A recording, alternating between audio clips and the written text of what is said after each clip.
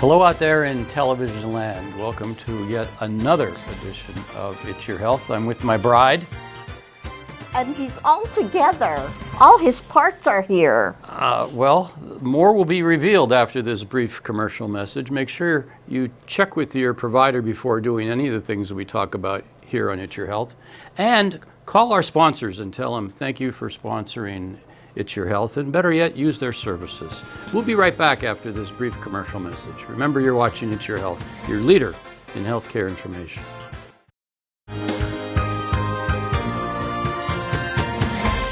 Welcome back to the first segment of It's Your Health, and nothing could be further from the truth. I am so happy with my new hip. Well, I don't know. That's not what this guy's saying. He's saying he's not pleased with how it turned out. I'm very pleased. Groundhog Day, I got a new right hip done at Lehigh Valley, Hazleton, by Dr. Samouch. Great guy, great outcome. I'm back in the saddle working full time, and the housework is all done. I could only have cleaned the refrigerator and microwave how many times? True. He was so bored. Is that right? All right, well, let's get on with our show, sweetheart. What do you think? Okay. Semaglutide and cardiovascular outcomes in obesity without diabetes. Semaglutide, Ozempic, for lack of a better word, that's a craze that's going through the nation. Oh, yeah. And what this study showed is that people who have lost so much weight by the use of these medications have lower cardiovascular risks and outcomes. So it just kind of dovetails with what we already know. Drop the weight and your pressure will go down, your sugar will go down, your cholesterol will go down, and your risk of heart disease will go down. And is this a safe medicine? Well, who knows? It just came out in the past couple of years, and I think as time goes on, there may be a couple of chinks in its armor, but for now, it's the latest craze. Do you prescribe it?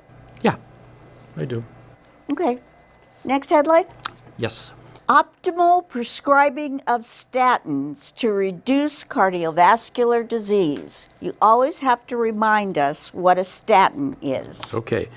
Statin is a medication used to cut down on the body's manufacturing of cholesterol, particularly bad cholesterol.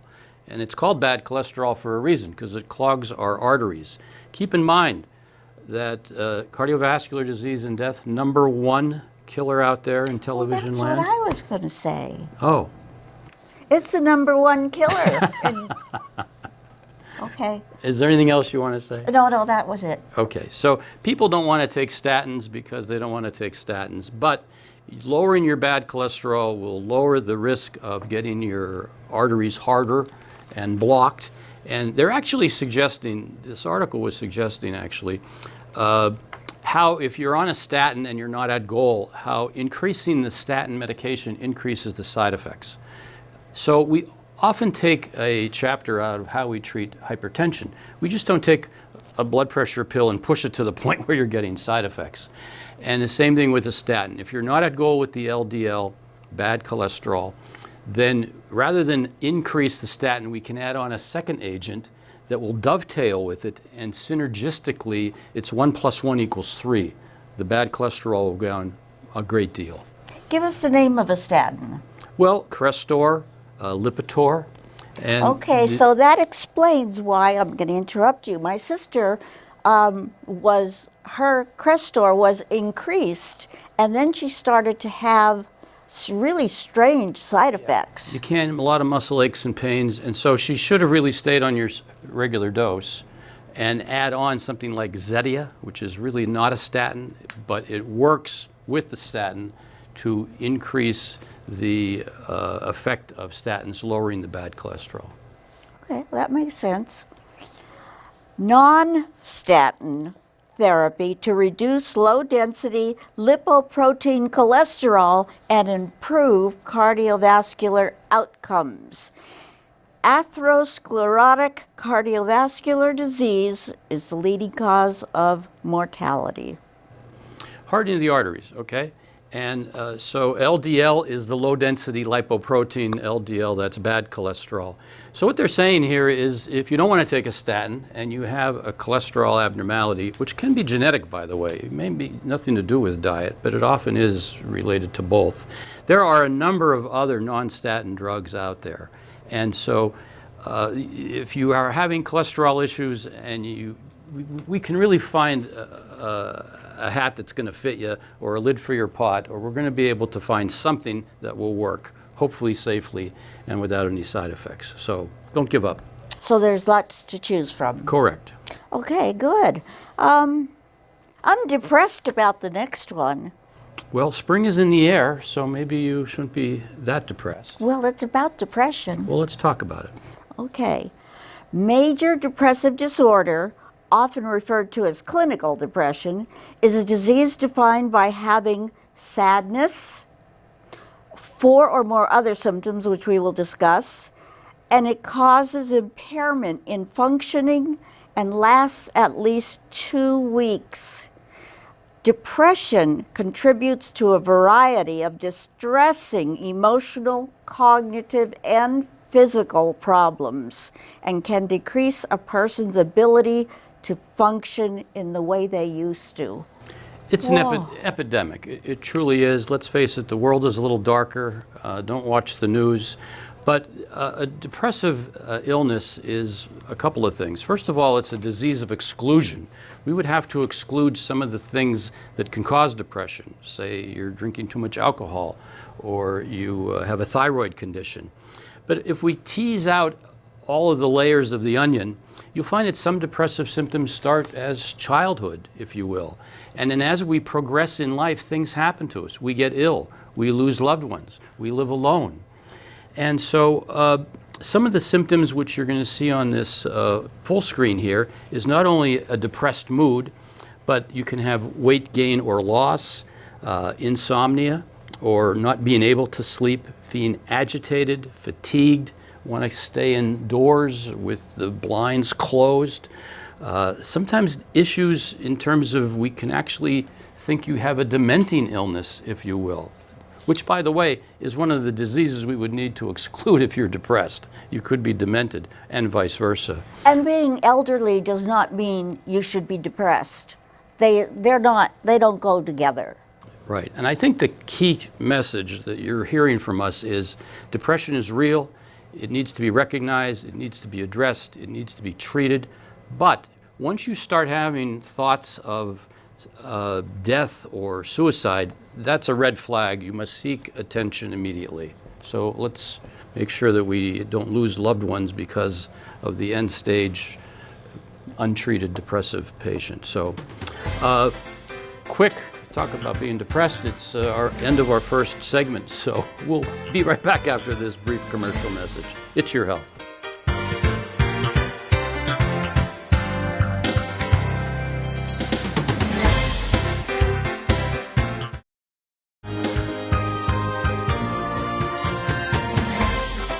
Look at that. Can you believe that that's us? My heavens, my heavens. Well, we were young and innocent. And you know what? My mother took that picture.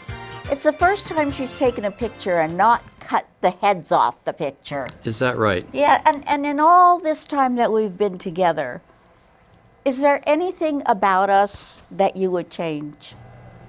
Well, people out there in television land are not aware of this, but they will be.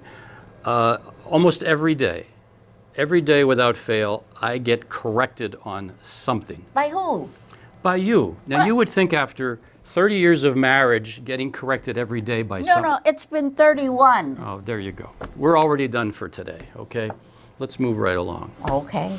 Greater fracture risk reduction seen with denosumab versus zoledronic acid in postmenopausal women. Anyway, what it means is Prolia leads to greater reduction in fracture risk than does anything else. Right. Osteoporosis epidemic out there in television land. Make sure you get your DEXA scans. Medicare pays for it. I just had mine.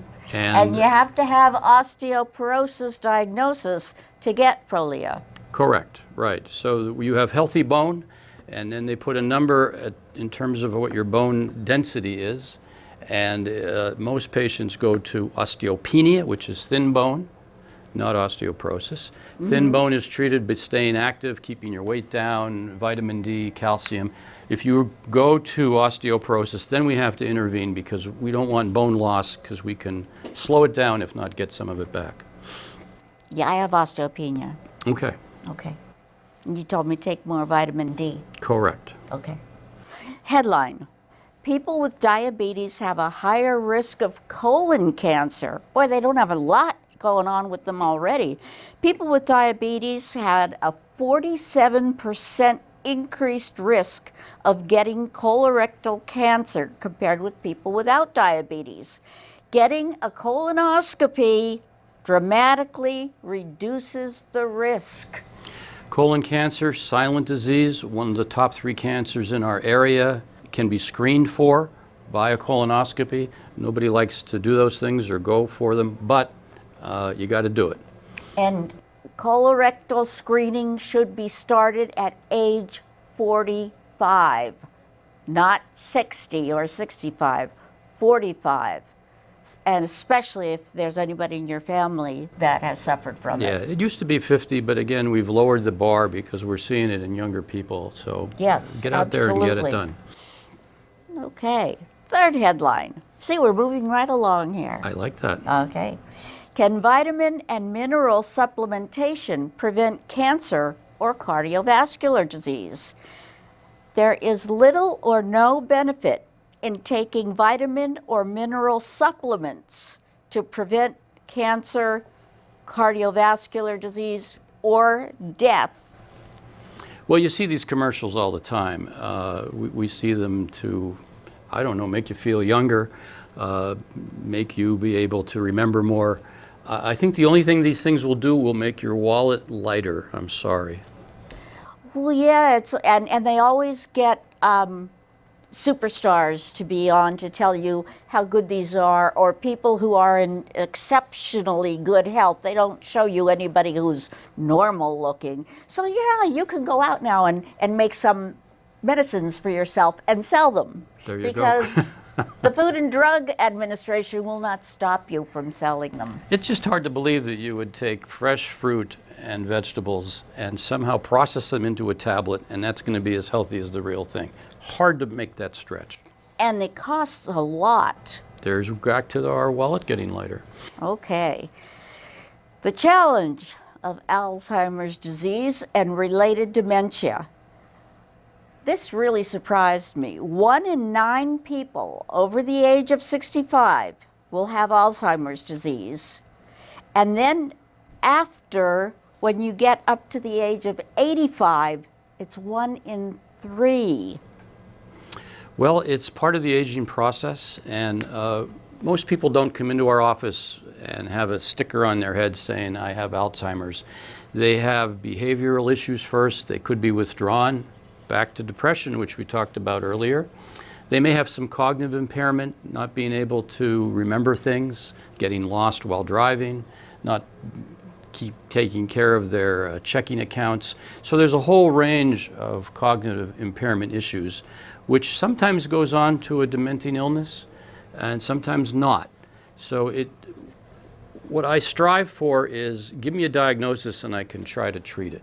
So people who have these behavioral issues or problems with mentation, memory, we need a diagnosis. And just like depression, dementing illnesses need to be a disease of exclusion. You could be depressed. You could have a thyroid disorder. You don't know how many vitamin D and particularly B12 deficiencies are out there until they are measured. So again, we need a diagnosis to exclude other illnesses, and then once we get a diagnosis, we can consider a treatment plan. And to a large degree, a lot of these patients have other issues. They have uncontrolled diabetes, they smoke, they have hypertension. So that can particularly play into the role of what we call a vascular dementia, where we get a CAT scan or an MRI and we see that the tiny, tiny blood vessels are blocked. Well, that's not getting the blood to the brain where it's supposed to go. Boy, well, could you just briefly describe what mild cognitive impairment is? Right. I think that's the person who comes in and says, you know, I'm forgetting names, I'm having trouble with my checking account, they're having trouble connecting the dots sometimes. And because, as I said, people just don't walk in after time and just say they have Alzheimer's. It takes years to develop, except for the vascular dementias, which can be stepwise. They can develop rather quickly because it involves the vasculature, if you will. Again, the medical conditions, we'd like to list them for you. Some of the things that need to be excluded: cardiac, pulmonary, renal disease, anxiety, depression, hypothyroidism, sleep disorders, sleep apnea, chronic pain, vitamin B12 deficiencies I mentioned, and NPH, which stands for normal pressure hydrocephalus. We won't get into that. But a variety of patients have cognitive impairment because they're over-medicated. Medications have side effects, and they can affect your brain. Benzodiazepines, anti-anxiety medications, alcohol, antihistamines. The list goes on and on. If you wanted to make sure you're on a medication that perhaps you shouldn't be on, there's a thing called a Beers list, B-E-E-R, kind of like you drink. Look up the Beers list, and if you're on one of the medications that's on the Beers list, you might be having some trouble. You shouldn't maybe be on that medication. So the list is rather long. And you know, we always talk about exercise when we talk about everything. Well, exercise comes into play even with this, because it will reduce falls, improve your mood, and improve your ability to function and your balance. So exercise has a part in all of this too. Right. I think healthy body, healthy mind, and again, if you are wanting to reduce your risk factors for cognitive impairment, get a physical exam, find out what's wrong, see what we can reverse and correct. Okay. Did you want to add anything here? Right now, the sponsors are wanting to add their own issues. So Oh, darn it. I know, but we need them. So we'll be right back after this brief commercial message. It's your Okay. health.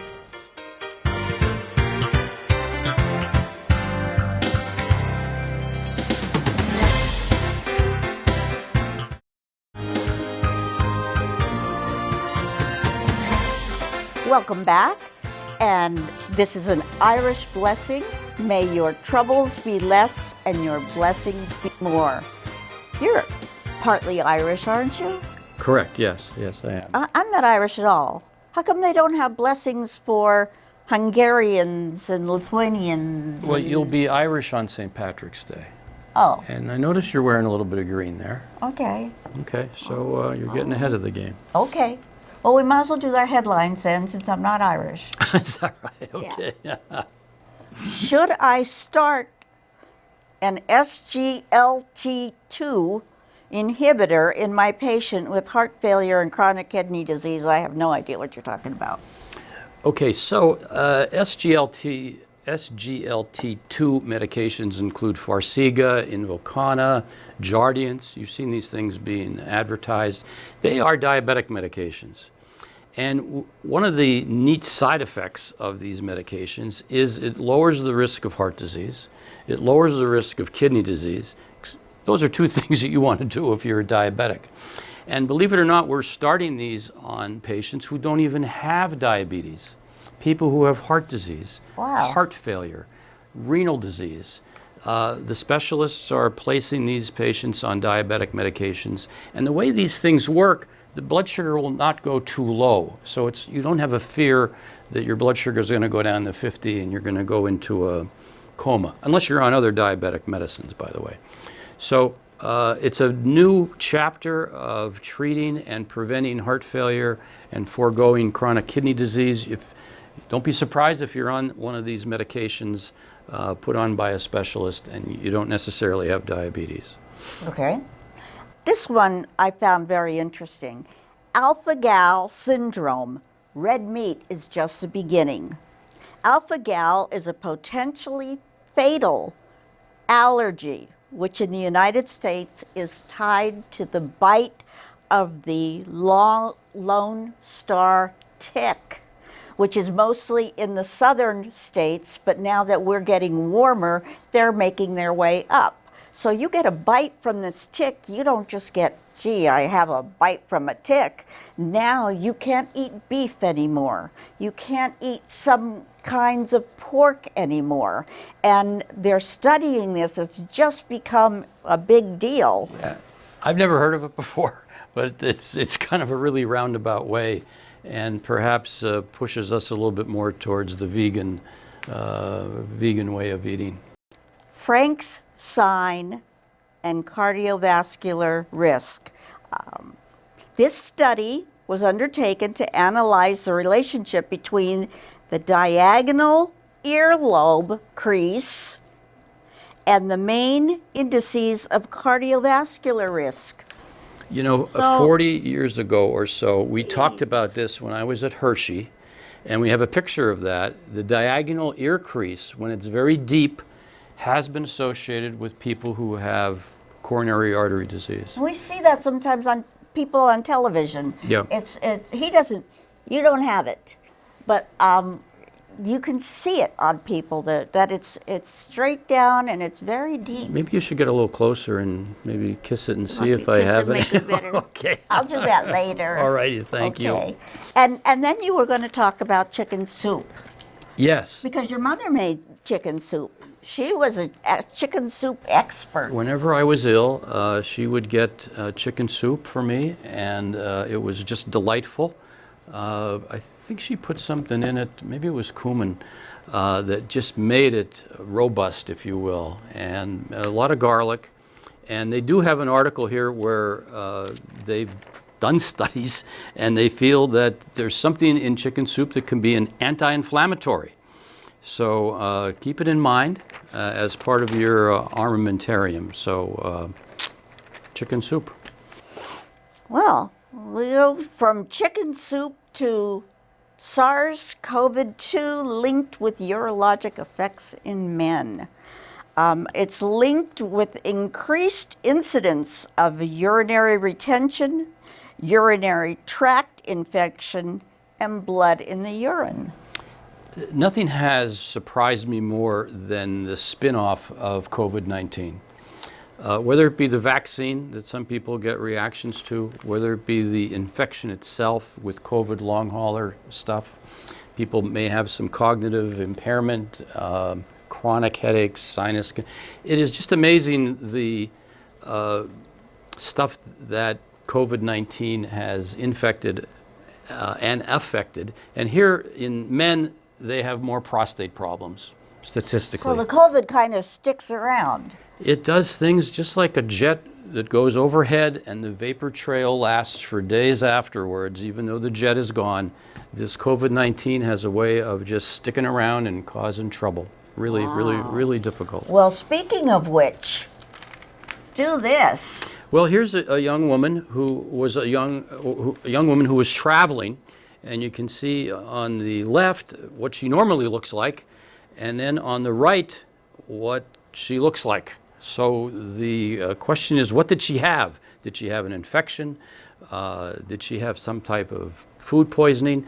And here it turned out to be, guess what? Our friend COVID-19, doing this horrible thing. Keep in mind that goes in through our bodies in the upper respiratory tract through the nose, so it creates havoc sometimes in the sinuses and the facial area. That poor girl. Now, will that go away? It did go away. Oh, good. Yeah, good, it did go away. Good.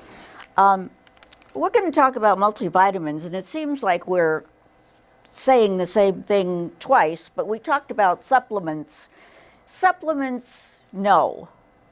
But a multivitamin, yes. And there's one in particular that we believe is worth getting. Well, according to the studies that we've looked at, Centrum Silver That's it. slows cognitive aging in seniors. So if you're going to take a vitamin, and I would consider just one, that would be the Centrum Silver. It has everything you need. Silver meaning, of course, you're geriatric. So I would consider that if you're going to do anything. Eat a healthy food, and that's the best way to meet your supplements. And you can take a multivitamin any time of the day. mostly with a meal, so you don't get an upset stomach, and strong evidence that it helps with your episodic memory and Think about it. Come on, come on, come on. episodic memory. Okay, all right. I need silver. Just make sure you check with your healthcare provider, because some vitamins could counteract with a medication that you're already on. So get a load of this foot. What do you think about that, Oh, sweetheart? I've been waiting to see this foot. Yeah. On This the is a bunion. left side is a healthy foot. On the right side is a bunion, which is going to occur with time. I think women get this more because they wear high heels. Yes. I could be wrong. No, you're right. I am right. He's right this time. See, I wear high heels, but I don't Well, get yeah. it. So I don't know. Well, maybe your shoes don't fit you right. And if you're going to get a shoe, don't necessarily get a bigger one. Get a wider one. But a bunion, if you have it, I would go see a podiatrist and see what they can do about it. Make sure your shoes are fitting properly and flexible soles, flat or low-heeled, wide, roomy, and rounded or square toes, not pointed toes, and no points of irritation. Sounds good. Well, thank you for allowing us to come into your home and entertain and hopefully inform you, right? And it's so nice to be back. No doubt about it. So spring is in the air, and happy St. Patrick's Day and happy Easter, and we'll see you shortly. Thanks again for watching It's Your Health. Thank you.